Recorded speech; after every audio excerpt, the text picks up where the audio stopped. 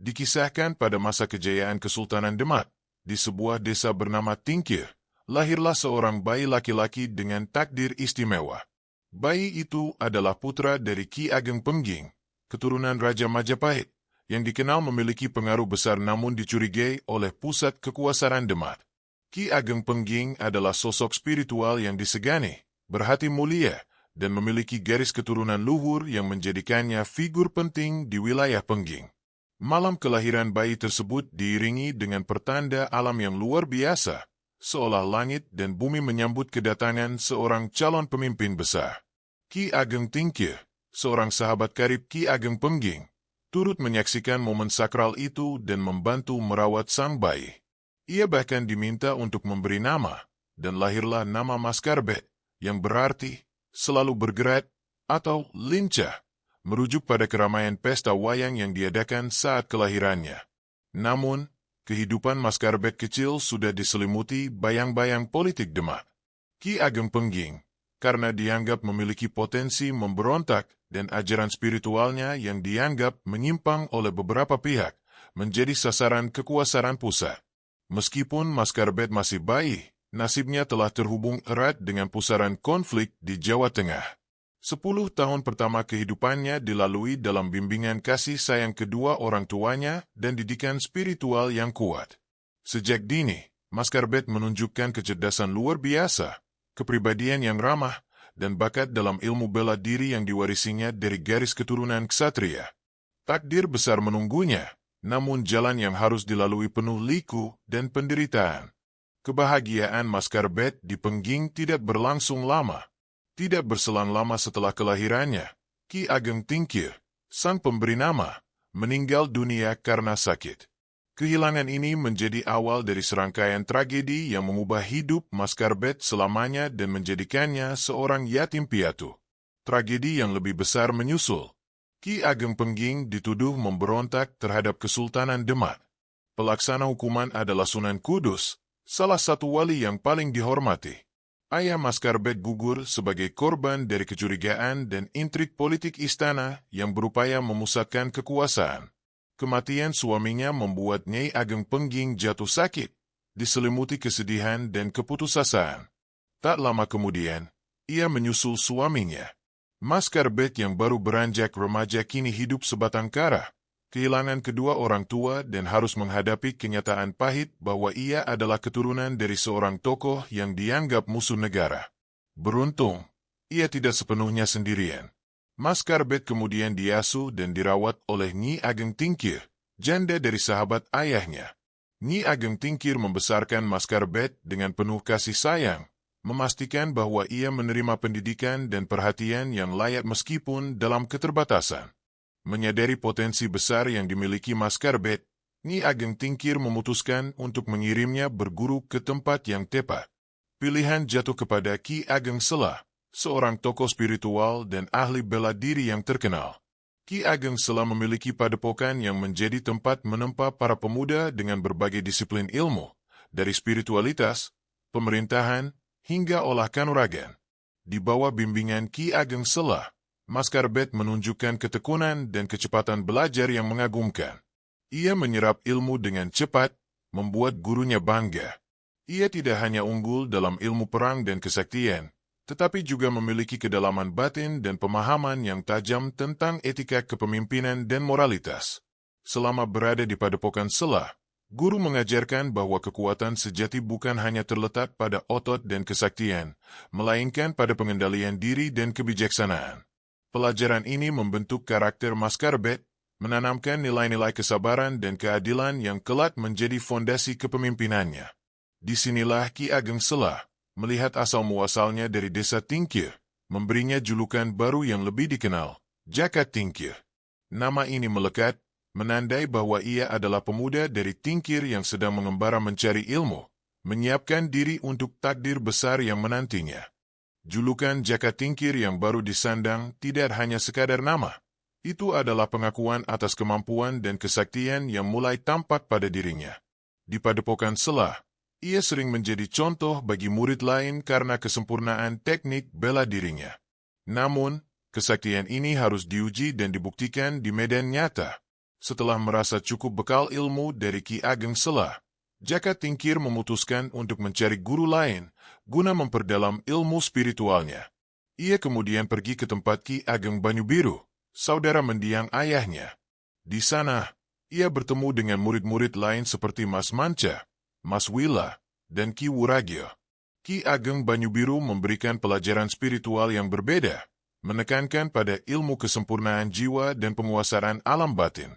Dalam perguruan ini, Jaka Tingkir tidak hanya belajar ilmu baru, tetapi juga mendapatkan petunjuk-petunjuk gaib yang mengarahkan langkahnya menuju masa depan. Salah satu petunjuk penting yang ia terima adalah tentang bagaimana cara ia harus kembali ke Demak dan menaklukkan hati Sultan. Sebuah tugas berat yang membutuhkan bukan hanya keberanian, tetapi juga kecerdikan dan campur tangan takdir untuk melawan stigma keluarganya di mata istana. Setelah mendapatkan restu dan petunjuk dari Ki Ageng Banyubiru, Jaka Tingkir memulai perjalanan kembali ke Demak. Perjalanan ini bukanlah perjalanan biasa, melainkan sebuah ujian spiritual dan fisik yang penuh tantangan. Ia harus membuktikan kemampuannya untuk mengendalikan alam, termasuk binatang buas. Salah satu kisah legendaris yang menyertai perjalanannya adalah saat ia menyeberangi Bengawan Solo. Jaka Tingkir dikisahkan menggunakan rakit yang ditarik oleh puluhan ekor buaya.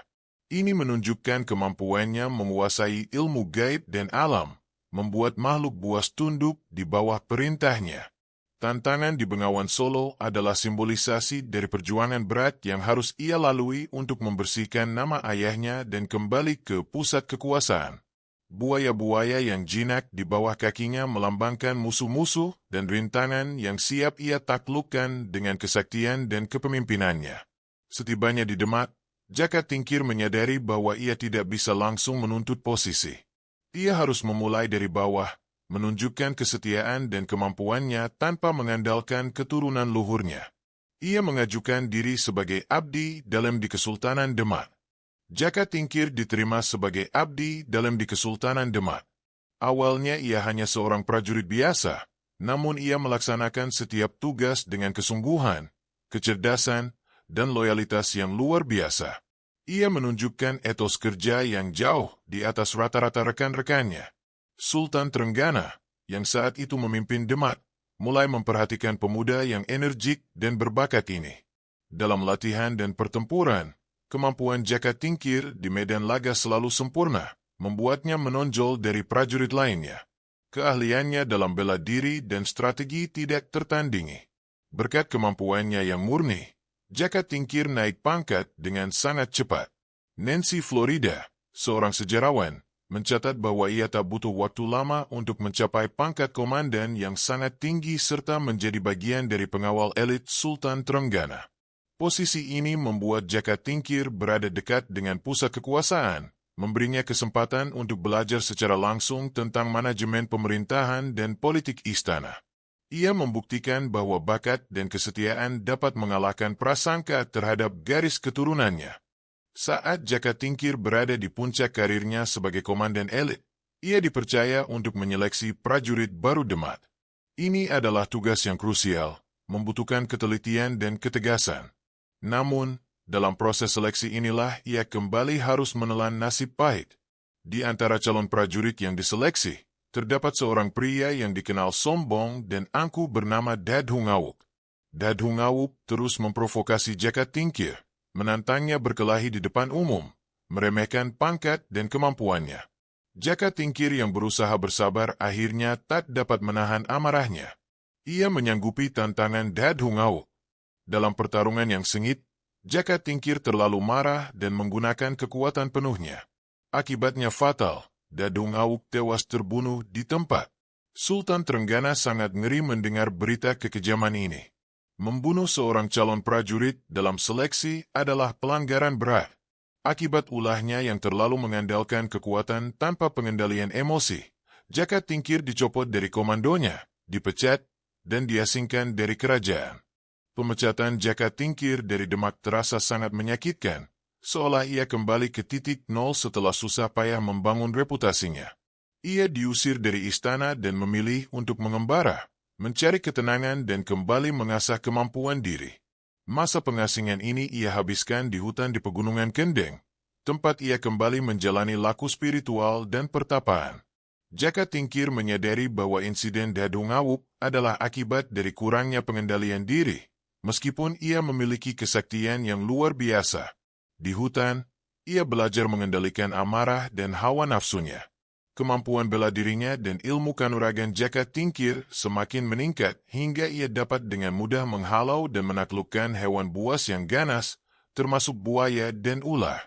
Suatu hari, seorang kakek spiritual bernama Ki Ageng Butuh, yang ternyata masih bersaudara dengan mendiang ayahnya, mendatanginya. Ki Ageng Butuh memberikan nasihat spiritual dan petunjuk penting tentang bagaimana cara Jaka Tingkir harus menebus kesalahannya di mata Sultan. Setelah meninggalkan Pegunungan Kendeng, Jaka Tingkir melanjutkan perjalanannya menuju Banyu Biru, tempat Ki Ageng Banyu Biru berada. Ki Ageng Banyu Biru adalah guru dan kerabat yang memiliki pandangan spiritual yang mendalam, dan kini Jaka Tingkir kembali untuk mencari petunjuk terakhir. Ki Ageng Banyu Biru memahami bahwa Jaka Tingkir harus kembali ke Demak, namun dengan cara yang luar biasa dan tak tertandingi. Ia harus melakukan sesuatu yang tidak bisa dilakukan oleh prajurit atau bangsawan Demak manapun. Ia pun memberikan Jaka Tingkir sebuah benda sakti yang disebut Tanah Siti Sangah. Tanah ini harus dijaga baik-baik dan memiliki peran penting dalam rencana kembalinya Jaka Tingkir ke istana. Inilah petunjuk kunci yang membuka jalannya kembali kepada Sultan. Sebelum Jaka Tingkir berangkat, Ki Ageng Banyu Biru memberinya pesan rahasia. Tanah Siti Sanggar itu nantinya harus dimasukkan ke dalam mulut Kerbau Danu, seekor kerbau kesayangan yang tinggal di Istana Prawoto. Konon, Kerbau Danu itu akan mengamuk, dan hanya Jaka Tingkir yang mampu menghentikannya. Jaka Tingkir kembali ke Demak dengan hati-hati. Ia melaksanakan pesan rahasia dari Buyut Banyu Biru tanpa diketahui siapapun. Ia menyusup ke Istana Prawoto, tempat Kerbau Danu berada, dan memasukkan segenggam Tanah Siti Sanggar ke dalam mulut kerbau itu. Tak lama setelah tanah sakti itu dimasukkan, Kerbau Danu seketika menjadi gila. Kerbau itu mengamuk hebat, merusak istana dan menimbulkan ketakutan di kalangan prajurit. Amukannya sungguh dahsyat, Kerbau Danu berlari kencang tanpa bisa dikendalikan. Seluruh prajurit dan komandan Demak, bahkan Sultan Trenggana sendiri, merasa panik dan tidak berdaya. Mereka mengerahkan segala upaya untuk menjinakkan Kerbau Danu, namun semuanya sia-sia. Kerbau itu terus mengamuk selama beberapa hari, membuat Istana Prawoto dalam kekacauan. Di tengah keputusasaan tersebut, Jaka Tingkir muncul. Ia berjalan dengan sangat tenang dan tanpa rasa takut mendekati kerbau yang sedang mengamuk. Kehadirannya menarik perhatian Sultan dan semua orang yang melihatnya. Melihat Jaka Tingkir berjalan dengan tenang mendekati Kerbau Danu yang mengamuk, Sultan Trenggana merasa terkejut dan kagum. Jaka Tingkir adalah satu-satunya orang yang berani menghadapi kerbau gila itu tanpa senjata, hanya dengan ketenangan dan keyakinan diri. Dengan ilmu bela diri dan kesaktian yang diasahnya selama pengasingan, Jaka Tingkir berhasil melumpuhkan kerbau itu. Ia memukul leher kerbau dengan satu pukulan telak yang kuat, membuat Kerbau Danu tersungkur dan tidak berdaya. Saat kerbau itu jatuh, Tanah Siti Sanggar yang disembunyikannya keluar dari mulut Kerbau Danu. Seketika, Kerbau Danu menjadi tenang dan kembali jinak seperti semula, seolah-olah amukannya hanyalah sihir yang telah dipatahkan. Sultan Trenggana menyadari bahwa Jaka Tingkir memiliki kemampuan yang jauh melampaui prajurit biasa. Kekuatan dan kejeniusannya tidak terbantahkan. Sultan merasa bersalah atas pemecatan sebelumnya dan segera memanggil Jaka Tingkir untuk kembali ke istana. Kembalinya Jaka Tingkir ke Demak disambut dengan hormat dan pengakuan penuh dari Sultan Trenggana. Ia tidak hanya diampuni, tetapi juga diberi penghargaan yang tinggi atas keberanian dan jasanya dalam menjinakkan Kerbau Danu. Sebagai bentuk pengakuan atas kesetiaan dan kemampuannya, Sultan Trenggana mengangkat Jaka Tingkir sebagai Adipati Pajang. Wilayah Pajang adalah sebuah daerah penting yang kelak akan menjadi pusat kekuasaan.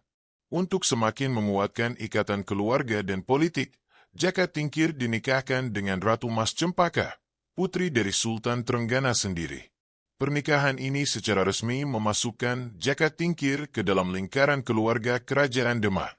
Dengan jabatan Adipati dan status menantu Sultan, posisi Jaka Tingkir di Demak menjadi sangat kuat. Ia telah membersihkan nama keluarganya dan membuktikan bahwa ia adalah seorang pemimpin yang cakap, berwibawa, dan memiliki takdir besar. Setelah resmi diangkat menjadi Adipati, Jaka Tingkir hijrah ke Pajang, wilayah yang kini menjadi tanggung jawabnya. Ia mulai membangun dan mengembangkan wilayah Pajang menjadi sebuah pusat pemerintahan yang makmur dan terorganisir. Di Pajang, Jaka Tingkir menggunakan segala ilmu pemerintahan yang telah dipelajarinya dari Demak dan petunjuk spiritual dari gurunya. Ia membangun infrastruktur, menata sistem irigasi, dan memastikan kesejahteraan rakyatnya terjamin. Pajang perlahan tumbuh menjadi daerah yang sangat subur. Namun, ia juga tahu bahwa politik di Demak masih tidak stabil. Setelah wafatnya Sultan Trenggana, takhta Demak diteruskan oleh Susuhunan Prawata, namun terjadi banyak intrik dan persaingan kekuasaan. Jaka Tingkir menjaga jarak, fokus membangun kekuatannya sendiri di Pajang. Adipati Pajang ini mulai mengumpulkan pengikut setia. Salah satunya adalah pemuda bernama Sutawijaya dan ayahnya, Ki Ageng Pemanahan. Jaka Tingkir menjanjikan hadiah berupa tanah bagi Sutawijaya jika ia mampu membantunya dalam mengatasi kekacauan di Demak. Kematian Sultan Trenggana menyisakan kekosongan dan persaingan sengit di Demak. Susuhunan Prawata yang naik tahta harus menghadapi tantangan dari kerabatnya yang ambisius, Arya Panangsang, Adipati Jipang. Arya Panangsang merasa lebih berhak atas tahta Demak dan melihat Prawata sebagai penghalang. Konflik antara keduanya memuncak menjadi perang saudara yang mengancam stabilitas Kesultanan Demak. Intrik politik dan pembunuhan menjadi makanan sehari-hari di pusat kekuasaan. Pada akhirnya, Susuhunan Prawata tewas dibunuh. Kematian Prawata semakin memperkuat posisi Arya Panangsang dan membuatnya menjadi figur yang paling ditakuti. Namun, kekuasaannya tidak diakui oleh banyak pihak, termasuk Jaka Tingkir di Pajang. Kekacauan di Demak ini dilihat Jaka Tingkir sebagai kesempatan, tetapi juga sebagai ancaman. Ia menyadari bahwa jika Arya Panangsang berhasil menguasai Demak sepenuhnya, kekuasaan Pajang akan terancam. Ia harus bertindak cepat dan cerdik. Jaka Tingkir tahu bahwa menghadapi Arya Panangsang secara langsung dalam kekuatan penuh akan berisiko. Arya Panangsang dikenal sebagai sosok yang gagah berani, sakti, dan memiliki pasukan yang loyal. Oleh karena itu, Jaka Tingkir menggunakan strategi yang lebih cerdik. Ia mengirimkan surat-surat provokatif kepada Arya Panangsang. Isi surat tersebut dirancang untuk memancing amarah dan harga diri Panangsang, membuatnya lengah dan bertindak gegabah tanpa perhitungan matang. Arya Panangsang, yang memang mudah marah, termakan provokasi tersebut. Dengan kuda kesayangannya, Gagak Rimang, ia berangkat menuju Bengawan Solo untuk mencari Jaka Tingkir, dipenuhi rasa dendam dan amarah. Jaka Tingkir tidak muncul. Ia tahu Panangsang akan bertindak gegabah. Di Bengawan Solo, yang ada hanyalah pasukan Pajang di bawah komando Sutawijaya dan Ki Ageng Pemanahan, yang telah disiapkan untuk penyergapan. Pertempuran pun tak terhindarkan. Arya Panangsang, yang terkenal sakti, menghadapi pasukan Pajang dengan gagah berani, tetapi ia datang sendirian dan dalam keadaan emosi yang tidak stabil karena terprovokasi. Sutawijaya, yang kelak menjadi Panembahan Senapati, memimpin pasukan dan memainkan peran kunci dalam duel ini. Ia menggunakan kecerdikan dan taktik untuk melemahkan kesaktian Arya Panangsang. Duel antara keduanya berlangsung sengit dan bersejarah. Akhirnya, Arya Panangsang tewas di tangan Sutawijaya. Kematian Arya Panangsang menjadi titik balik penting dalam sejarah Jawa, mengakhiri kekacauan di Demak dan menghilangkan ancaman terbesar bagi Jaka Tingkir. Kemenangan ini secara otomatis menjadikan Jaka Tingkir sebagai penguasa yang paling kuat di Jawa. Ia tidak hanya mengalahkan lawan terkuatnya, tetapi juga membuktikan kecerdasan strategisnya yang mampu memanfaatkan situasi politik. Setelah kemenangan gemilang atas Arya Panangsang, Jaka Tingkir segera memenuhi janjinya kepada Sutawijaya dan Ki Ageng Pemanahan. Janji ini adalah kunci untuk masa depan Pajang dan seluruh Pulau Jawa. Jaka Tingkir menghadiahkan tanah Mentauk kepada Ki Ageng Pemanahan dan putranya, Sutawijaya. Mentauk adalah sebuah hutan lebat di sebelah barat Pajang, yang saat itu dianggap tidak memiliki nilai strategis yang besar. Pemberian tanah ini adalah sebuah investasi politik yang cerdas. Jaka Tingkir memberikan Sutawijaya kebebasan untuk mengelola dan membangun wilayah baru. Ki Ageng Pemanahan dan Sutawijaya menerima anugerah itu dan mulai membuka hutan Mentauk. Tanah Mentauk ini kemudian menjadi cikal bakal berdirinya sebuah kerajaan baru yang kelak akan menandingi, bahkan mengalahkan, Pajang. Kelak Mentauk akan dikenal sebagai Mataram, yang didirikan oleh Sutawijaya. Dengan gugurnya Arya Panangsang, jalur menuju tahta Demak kini terbuka lebar bagi Jaka Tingkir. Ia telah menunjukkan kemampuan militer, strategi politik, dan legitimasi karena ia adalah menantu dari Sultan Trenggana. Jaka Tingkir memutuskan untuk tidak lagi menggunakan nama Demak sebagai pusat kekuasaan. Ia memindahkan ibu kota dari Demak ke tempat kekuasaannya sendiri, yaitu Pajang. Inilah momen bersejarah berdirinya Kesultanan Pajang.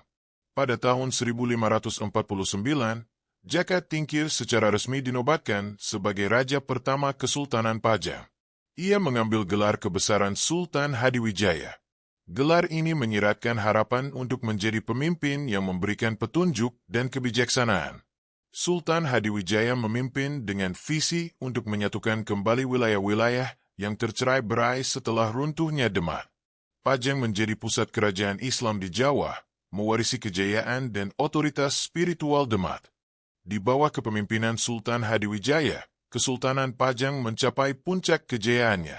Sultan Hadiwijaya dikenal sebagai pemimpin yang adil, bijaksana, dan sangat dihormati oleh rakyat maupun para adipati bawahannya. Wilayah kekuasaan Pajang meluas dengan cepat, mencakup Madiun, Blora, dan Kediri. Sultan Hadiwijaya berhasil menaklukkan wilayah-wilayah bekas Majapahit yang belum sepenuhnya berada di bawah kendali Islam, mengkonsolidasikan kekuasaan politik dan agama. Sultan Hadiwijaya juga fokus pada pembangunan infrastruktur dan pengembangan pertanian, membuat Pajang menjadi lumbung padi yang makmur. Ia menjaga hubungan baik dengan para ulama dan rakyat, menciptakan stabilitas dan kesejahteraan.